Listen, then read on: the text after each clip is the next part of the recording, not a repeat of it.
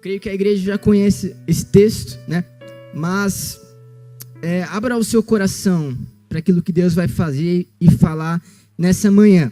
O fato aqui, queridos, é que essa história, ela representa um pouco da nossa história. O texto começa dizendo que Jesus mandou os seus discípulos irem adiante no barco. E eles estão no barco, navegando sobre o lago, e Jesus não está no barco. Jesus está fora do barco. E nós estamos lá navegando sobre esse lago, e o barco começa a ser atingido por ondas e por vento. O barco começa a surgir uma tempestade, e o barco começa a ser atingido por ondas e por vento.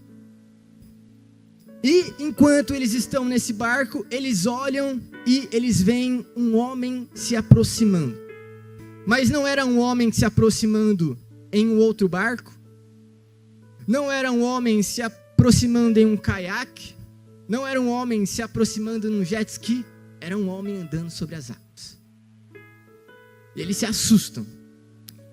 Só que o fato é que isso representa um pouquinho da nossa história, um pouquinho da nossa vida. Eu lembro que quando eu me converti, era mais ou menos isso que estava acontecendo na minha vida. Eu estava dentro de um barco, e você também. E nós estávamos navegando, sem rumo, e algumas ondas estavam contrárias a esse barco, e o vento estava contrário a esse barco, e nós estávamos meio que perdidos, sem saber o que fazer, a nossa vida estava meio perdida.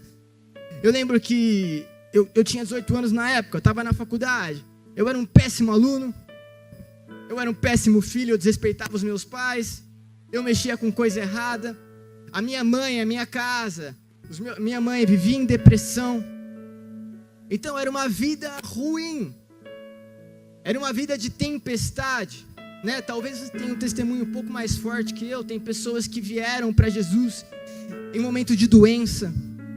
Tem pessoas que vieram para Jesus em momento onde o casamento tinha acabado, o divórcio tinha chegado e correu para Jesus. Pessoas que eram viciadas em drogas. O fato é que todos nós, um dia, passamos por esse período. Ou se você está me ouvindo e você ainda não passou por esse período, você vai passar por esse período, onde a nossa vida está perdida, a gente não tem rumo das coisas, nós estamos navegando em um mar revolto, e a gente não sabe o que fazer. Só que aí, nesse ambiente onde é madrugada, onde é escuro,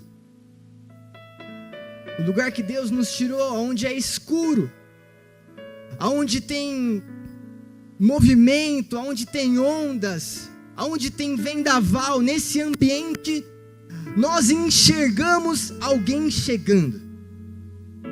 Você lembra desse dia? E sua vida estava um caos e você viu alguém chegando? E talvez esse alguém chegando veio através de um convite. Vamos na célula? Comigo foi assim. Comigo Jesus veio andando sobre as águas. Foi um convite para ir numa célula. Na verdade não foi um convite para ir numa célula, foi um convite para comer uma pizza. Aí eu cheguei lá e tinha uma célula. Me enganaram. Não faça isso. Deu certo.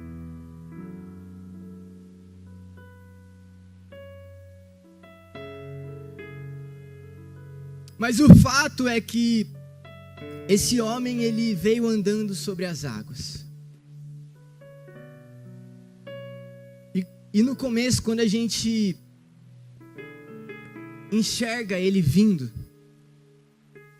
Jesus vindo, a gente se assusta. Eu lembro que eu ouvia as histórias sobre ele, e eu falava, meu Deus, que loucura. Eu lembro, quem me evangelizou foi o Marcinho. Ele não está mais aqui com a gente, ele está em outro ministério.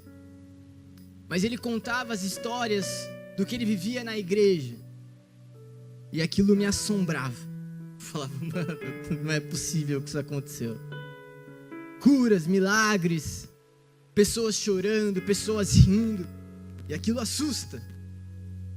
O meu irmão, o Fábio, ele vivia com medo de estar na igreja. Ele achava que ia manifestar demônio nele. Ele não queria cair no espírito porque ele tinha medo de cair no espírito. E esse começo, onde nós estamos enxergando meio obscuramente, as coisas não estão muito claras. A gente vive com esse receio de quem é esse que está vindo. E era isso que os discípulos falaram. É isso que os discípulos falaram no texto. Eles falaram, quem é esse homem que está vindo? É um fantasma? Quem é esse homem que está vindo? E aí, o texto diz, continua em Mateus 14, no 26.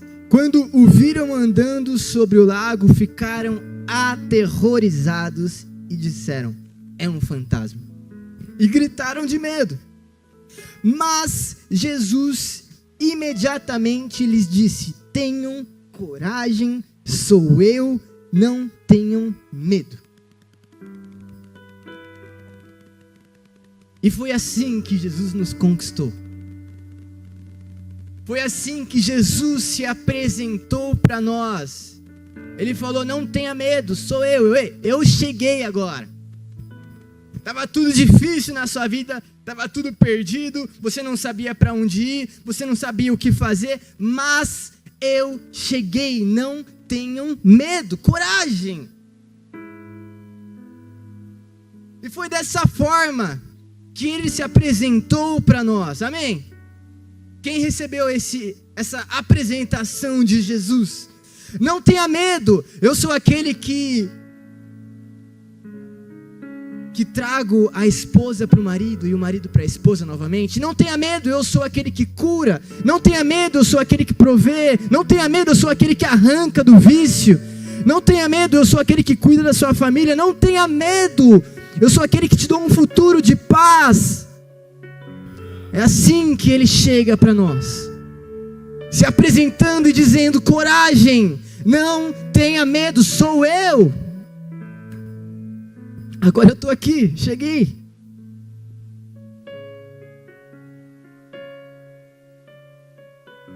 Só que o convite de Jesus, ele é um pouco diferente. Porque ele é, não tenha medo, eu cheguei. Mas calma, eu não vou entrar ainda no barco. Coragem, porque é você que vai sair desse barco agora. Calma, eu estou aqui, mas eu não vou entrar no barco ainda. Quem vai ter que sair é você.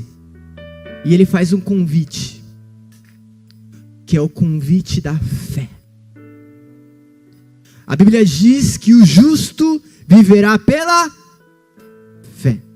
Então o convite de Jesus é, venha caminhar por fé. E é isso que ele faz com Pedro. Pedro diz assim, Senhor, no versículo 28, Senhor, disse Pedro, se és tu, manda-me ir ao teu encontro sobre as águas. E Jesus disse, venha. Então Pedro saiu do barco, andou sobre as águas e foi em direção a Jesus. Então Jesus, quando ele nos convida, ele não nos promete que a partir de agora a tempestade vai parar. Não é isso. Esse não é o evangelho. Que a tempestade vai acabar, que o vento vai cessar, que tudo vai ficar perfeito, maravilha, ele vai entrar no barco, ele vai falar, coloca proa, e ele vai dar ordem de tudo. Não é dessa forma.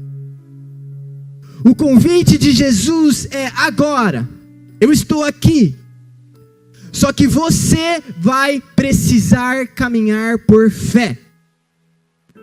Você vai precisar sair desse barco e andar sobre as águas. A fé é o começo de tudo. E a fé, sabe por que a fé ela é complicada? Porque a gente quer ter o controle de tudo. A gente quer ter o controle da nossa vida nas nossas mãos. A gente quer decidir o que a gente vai fazer. A gente quer decidir para onde a gente vai. A gente quer ter o controle da nossa vida. E uma vida de fé é uma vida em que nós pegamos o controle e entregamos na mão de Jesus. É uma vida onde tem um lago na minha frente, mas porque Ele falou, venha, eu tenho coragem de colocar o pé em um lago. Essa é uma vida de fé. E foi assim que eu e você começamos a caminhar com o Senhor. E se você está aqui nos visitando, se você ainda não começou uma caminhada com o Senhor, Ele está te convidando para começar isso hoje. Ele promete, eu vou cuidar de você. Mas precisa de fé. Eu lembro, gente, que antes de me converter ao evangelho, eu era espírita, eu era kardecista, minha família toda. E no começo, o evangelho, ele confrontava o kardecismo. Porque o kardecismo, ele dizia que eu seria salvo pelas minhas obras, né? Ele dizia que eu seria salvo, que eu teria que reencarnar. Então eu acreditava em reencarnação, eu acreditava nessa justificação por meio das obras, numa evolução gradativa de reencarnação em reencarnação, eu cria nisso. E quando eu ouvi o evangelho dizendo que Ele tinha me perdoado, foi difícil acreditar. Quando eu ouvi o evangelho dizendo que estava tudo feito já, que a cruz foi a obra redentora de Deus para a humanidade, foi difícil de acreditar. E no começo eu não acreditei. Eu falei, é legal a igreja, eu gosto do pessoal de lá, estou gostando de ir nos cultos, vou continuar indo, mas eu não acredito ainda nisso. E eu lembro que em um culto lá em Itupeva, o pastor Joubert estava ministrando. E o apelo, eu nunca mais vi um apelo igual aquele. Eu nunca mais, na minha vida de cristão, que já faz 9 anos, eu nunca vi um apelo como aquele. Ele não falou sobre aceitar Jesus para perdão de pecado, nova vida. Ele falou assim, você que está confuso, você não sabe no que você acredita mais, vem aqui na frente. E Deus vai te mostrar a verdade. Deus vai te revelar a verdade. E era tudo que eu precisava ouvir. Na hora que ele estava fazendo o apelo, meu celular toca, meu pai me ligando, sendo usado pelo inimigo. Falei, pai, não posso atender agora, desliguei e corri lá para frente. Era tudo que eu precisava. Eu não acreditava, queridos. Eu não tinha tido a revelação. Mas eu precisava dar um passo de fé. Eu não gostava muito do pastor. Eu não sabia se ele era um homem, sabe?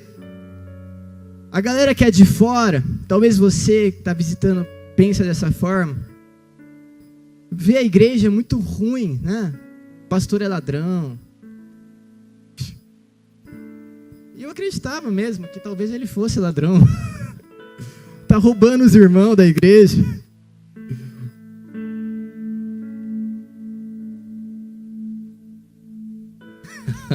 Desculpa, pastor. Glória a Deus.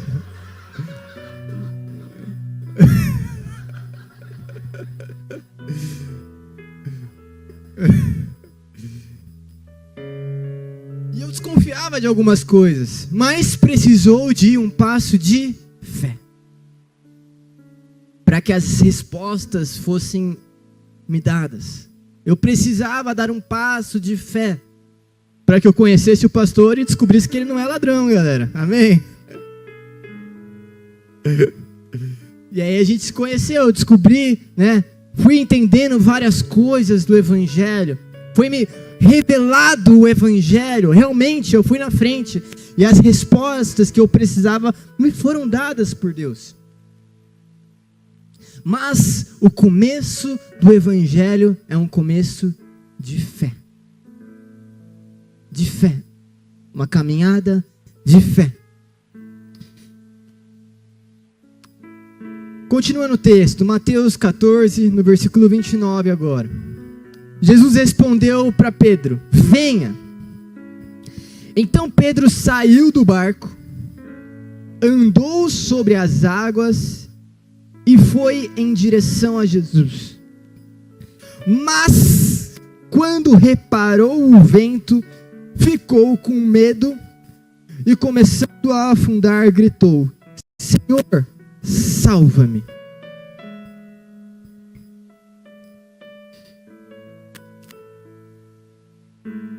E aqui está o nosso ponto-chave.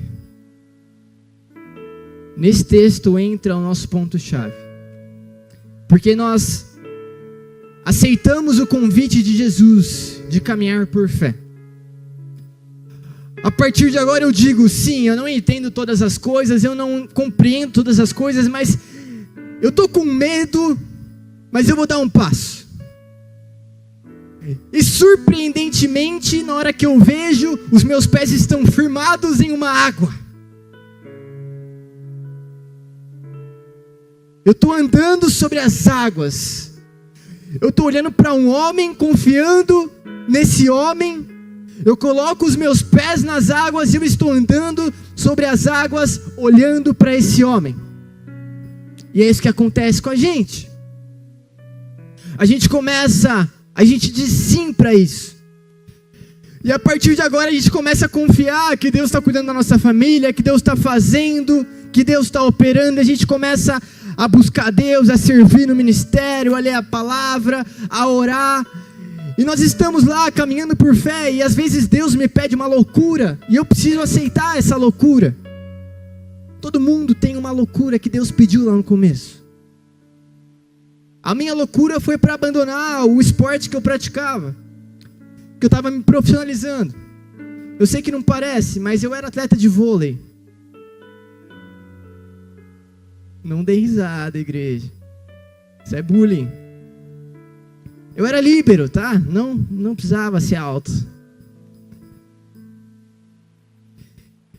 E a minha loucura foi quando Deus me pediu para abandonar aquilo que eu tinha vivido minha vida inteira para fazer. Foi quando Deus, em um sonho, me mostrou que se eu continuasse, porque eu tinha acabado de me converter, só para contextualizar, gente. Eu tinha acabado de me converter. E eu tinha recebido uma proposta para ir jogar em São José dos Campos. E eu não tinha maturidade para sair de Jundiaí. Porque eu estava começando a ir na igreja. E meu pai, ele sempre desejou que eu me tornasse jogador. Foi um sonho que ele teve na vida dele. E ele transferiu esse sonho para mim. E um dia antes de eu viajar para São José dos Campos, que eu ia começar os treinos lá, o período de teste lá, eu cheguei do treino em casa e meu pai falou para mim: filho, você realmente quer ir? Ele nunca tinha me dado essa opção.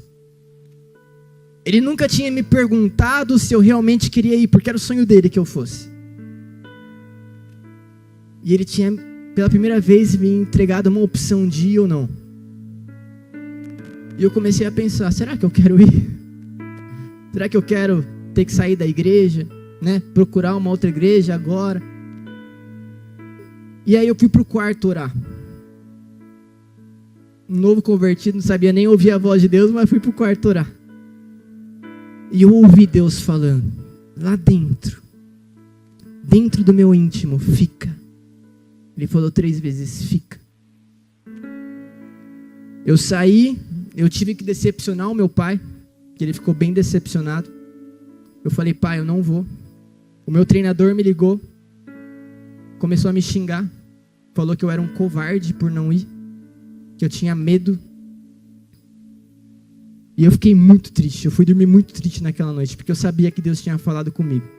E aí no meio da noite Deus me deu um sonho. Eu sonhei que eu estava voltando do treino, eu treinava no bolão. E no final da rua eu via um policial subindo a rua, eu descendo e ele subindo. E na hora que eu vi aquele policial no final da rua, ele estava com uma arma grande na mão. Eu falei, não, ali é perigoso. Eu vou dar meia volta e eu vou por outro caminho. E foi o que eu fiz. Eu dei ré e fui por outro caminho. E na hora que eu estava indo por outro caminho, um outro homem apareceu no final da rua, mas não era um policial. E aquele homem, eu olhei para ele e eu falei, eu vou continuar indo. E ele virou a arma para mim e me deu um tiro. Na hora eu senti aquele tiro entrando e caí. Mas eu insisti em continuar indo em direção àquele homem. E eu, rastejando, continuei indo. E na hora que eu estava indo, ele deu o segundo tiro. Foi onde eu acordei. Coração acelerado. O que está acontecendo? E na hora, Deus falou, você está indo para o caminho certo. Não dê meia volta e vai por outro caminho. Continue nesse caminho. E uma paz tomou meu coração. Aquela tristeza acabou. Mas essa foi a loucura que eu precisei fazer. Esse foi um dos passos que eu precisei dar sobre as águas. Eu sei que vocês têm testemunhos sobre isso também. Mas o fato é que a gente começa a caminhar. A gente começa a caminhar sobre as águas olhando para Jesus. E de repente, algumas coisas começam a acontecer. A gente sente um vento mais forte vindo pela esquerda, um vento mais forte vindo pela direita. A gente começa a bambear e a onda começa a bater na nossa coxa e de repente a gente não está mais olhando para Jesus, a gente está olhando para o lado. A gente está olhando para o vento, a gente está olhando para a água, a gente está olhando para a tempestade. É nesse momento que a gente cai. É nesse momento que a gente cai. Quando a gente para de olhar para Jesus. E é tão sutil, queridos, isso. É tão sutil quando isso acontece. Porque a queda, queridos, estar caído nem sempre é se desviar da igreja, sair dos caminhos do Senhor. Se desviar nem sempre é um pecado, um adultério que eu cometo. Cair às vezes é uma coisa sutil, que entra no nosso coração, e que a gente vai alimentando, na hora que a gente vê, a gente caiu. Por exemplo, eu estou caminhando na igreja, eu estou caminhando sobre as águas, eu estou olhando para Jesus, e eu começo a me envolver com o ministério, com a obra de Deus. E de repente, em uma reunião de ministério, o caldo engrossa. E aí começa briga. O irmão responde o outro irmão atravessado. Aí você vai dar uma ideia, te cortam. Não, essa ideia não presta, vamos para outra. Ou então você ouve uma fofoca sobre você. Alguém falando mal de você. Alguém falando alguma coisa sobre você. Você percebe que sua família não é restaurada. Você está caminhando e você fala, poxa, eu estou caminhando com Jesus. Eu estou olhando para Ele e as coisas não mudam na minha vida. E você começa a olhar para isso. E o diabo é esperto e ele fica soprando no seu ouvido, lançando setas para você, dizendo, tá vendo? Começou a caminhar com Jesus e nada melhorou. Até piorou algumas coisas. Os problemas aparecem. As preocupações. Talvez você veio para Jesus porque estava precisando de um emprego. E o emprego não veio. Sabe por que não veio? Porque Ele não prometeu que as águas parariam. Ele não prometeu que ele ia entrar no barco e tudo ia se resolver. Ele falou: ande sobre as águas, ande sobre a tempestade. Essa é a promessa de Jesus. Eu cheguei, mas não vai tudo melhorar do dia para a noite. E as preocupações surgem. E aí talvez você está lá no grupo do WhatsApp do mundo, onde as pessoas mandam pornografia. O grupo do WhatsApp dos amigos, onde as pessoas mandam pornografia. E você diz: não, isso não é mais para mim. E você sai do grupo e começam as perseguições. Ah, virou crente agora. Ah, não pode mais fazer nada. Ah, ficou chato.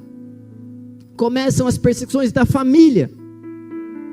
Perseguições da família, chacota da família. Eu e o Fábio, a gente foi muito perseguido pela nossa família, pelos nossos parentes.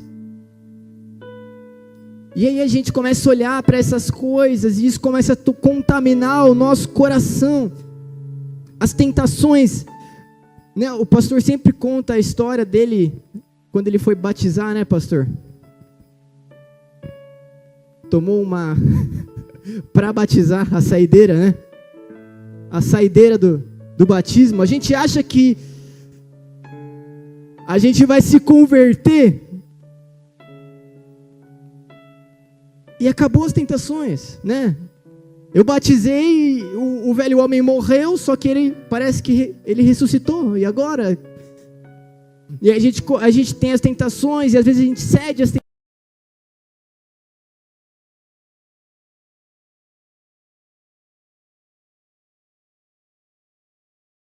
Não é para mim. A ganância, o amor ao dinheiro. Aí a gente aceita a primeira proposta de trabalho para ganhar mais, só que a gente vai perder o culto, a gente vai perder a célula, a gente vai perder isso, vai perder aquilo. E o amor ao dinheiro, ele contamina o nosso coração.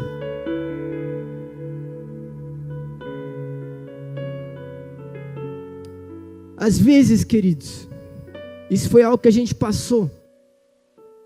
A GP passou por isso. E se a gente não estivesse olhando para Jesus, a gente tinha caído. Às vezes a liderança nos machuca. A gente era tudo 18, 19 anos, né, Gu? Eu, o Fábio, o Wallace, tudo os menininhos. Tinha nem barba no rosto.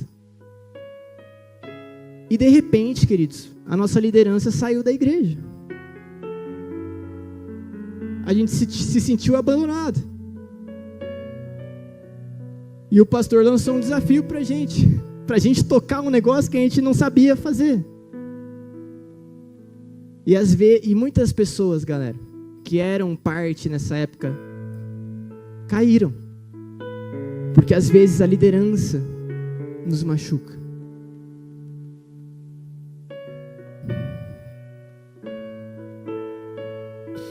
O fermento, a internet, o pastor, sei lá das quantas, começa a te trazer uma nova revelação, uma nova teologia, uma nova interpretação, e aquilo contamina o seu coração. Tem que tomar cuidado com isso, com o que a gente ouve. Eu gostei muito da palavra que o pastor ministrou aqui sobre os falsos pastores, e o pastor falou algo muito importante. O pastor falou: vocês não têm que ouvir esses caras. E ele falou: e vocês não têm nem que me ouvir direito. Leia a palavra, aprenda a palavra. O fermento, ele contamina o nosso coração. A religiosidade, assim como o publicano.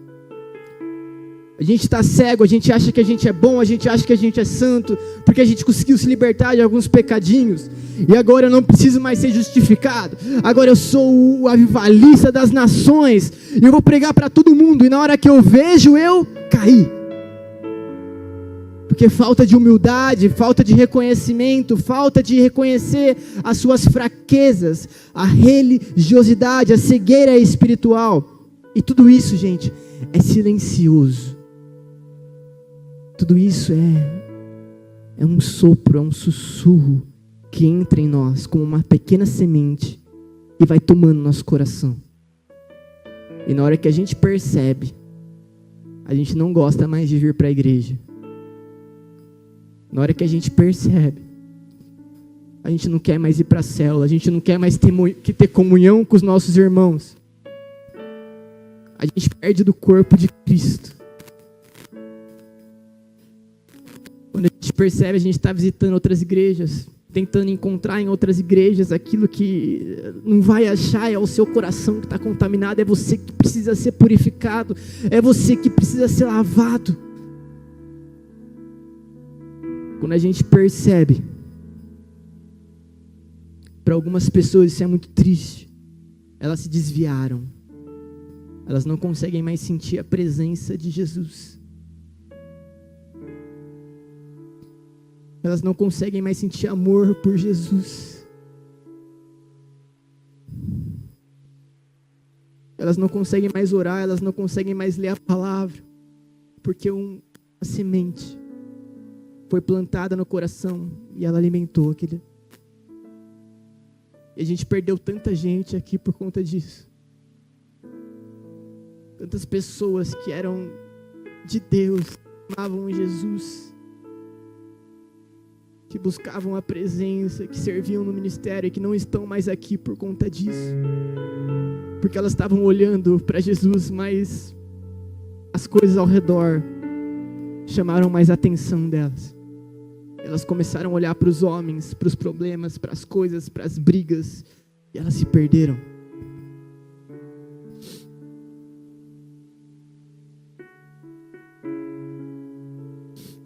O bom é que Jesus tem socorro para nós, amém?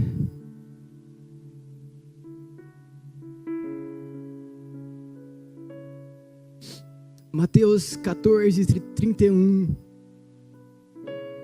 diz assim: imediatamente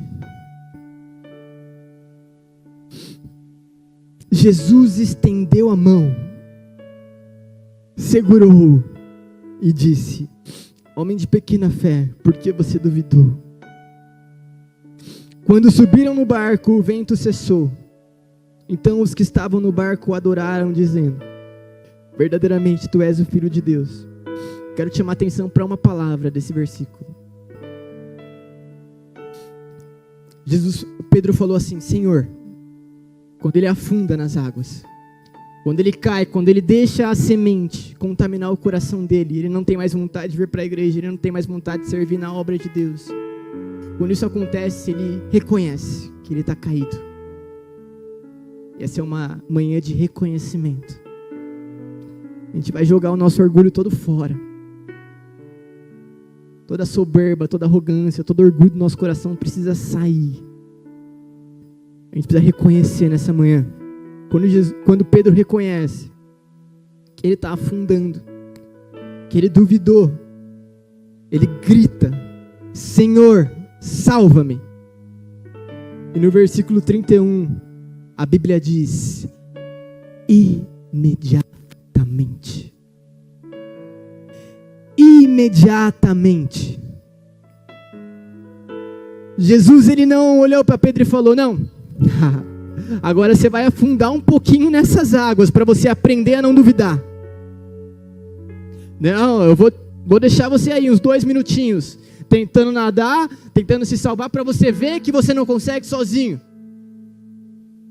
Jesus não é esse homem que nos deixa sofrendo.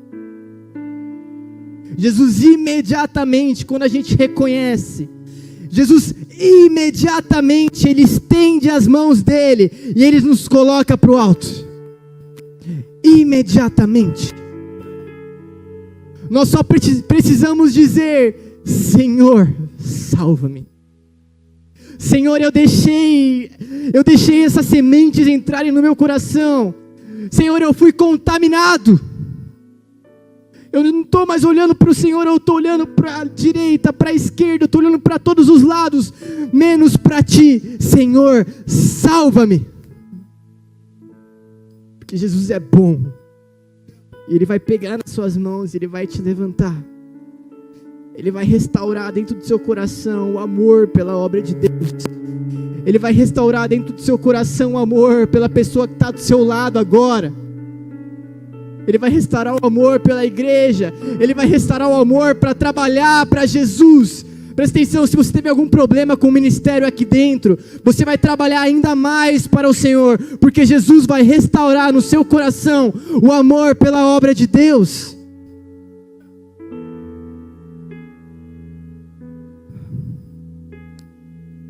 Jesus nos dá a mão quando nós estamos caídos. Ele é misericordioso, ele estende a mão imediatamente. Ele não nos deixa no sofrimento.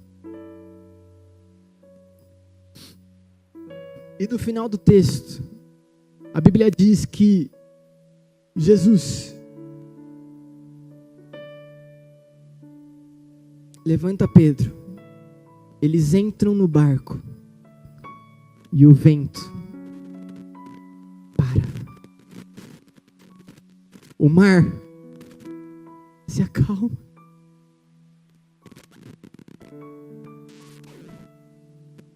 Ele não te chamou para viver uma vida inteira de tribulação. Isso que você está vivendo é um processo, vai passar. Se você falar, Senhor, me salva, Senhor, me ajuda, Ele vai pegar na sua mão, Ele vai te levantar, e vocês vão entrar num barco, e o vento vai cessar, o mar vai parar, porque Ele nos chamou para viver uma vida de paz nessa terra. O vento vai cessar. O louvor pode subir.